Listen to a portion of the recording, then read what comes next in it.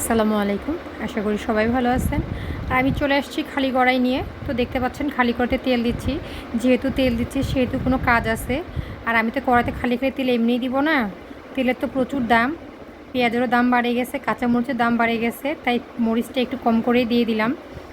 তো চলুন দেখে নেওয়া যাক কি রান্না করতেছি। তো এতে আমি এখানে পেঁয়াজ, মরিচ, রসুনের কোয়া দিয়ে দিছি। রসুনের কোয়াগুলো আমি কুচি কুচি করে কেটে নিছি। তারপরে এখানে আমি আলু, তারপরে হচ্ছে এখানে দিয়ে দিছি হচ্ছে আমি কি দিছি খেয়াল তো করতেছে না, দিছি হচ্ছে আমি কাঁঠালের বিচি। তারপর দিচ্ছি চেলি মাছের শুটকিটা আমি সুন্দর করে ধুয়ে নিয়েছি। ধুয়ে নেওয়ার পরে ভেজে নিয়েছি। তারপর হচ্ছে আমি এখানে অ্যাড করে দিলাম। তারপর দিলাম হচ্ছে মরিচের গুঁড়া, হলুদের গুঁড়া, একটু আদা রসুন। তারপর নেড়ে চেড়ে এটাকে আমি সুন্দর করে সিদ্ধ করে নিব। প্রথমে একটু কষাই নিচ্ছি।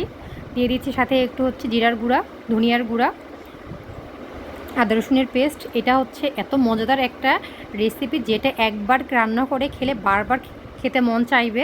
তো আপনারা এইভাবে বাসায় অবশ্যই ট্রাই করবেন। ট্রাই করলে অবশ্যই মজা লাগবে। এতে আমি পানি দিয়ে দিলাম এখানে। তো এটা আমি সিদ্ধ করতে দিলাম, কারণ হচ্ছে কাঁঠালের বিচি সহজে সিদ্ধ হয় না, একটু শক্ত শক্ত করে। তার জন্য এটাকে আমি সুন্দর করে একটু সিদ্ধ করে নিব। খুব বেশি নাড়াচাড়া করবেন না, আমার ভিডিওটা ফাস্ট করে দেওয়া হয়েছে, যার কারণে হচ্ছে আমার মনে হচ্ছে আমি খুব দ্রুত নাড়তেছি। আর বেশি নাড়তে গেলে কিন্তু এটা গলে যাবে। তো এটা হচ্ছে আমার তরকারিটা শেষের দিকে। আর এটা হচ্ছে অসাধারণ মজাদার একটা শুটকির রেসিপি, কাঁঠালের বিচি আর আলু দিয়ে। আপনারা যারা শুটকি লাভার তারা অবশ্যই এভাবে রেসিপিটা করবেন, বা শুটকি যারা খান না তারা অবশ্যই এভাবে ট্রাই করে দেখবেন। আপনারা অবশ্যই শুটকির প্রেমে পড়ে যাবেন। তো ঠিক আছে, আজকের মতো এখানে। আসসালামু আলাইকুম, আল্লাহ হাফিজ।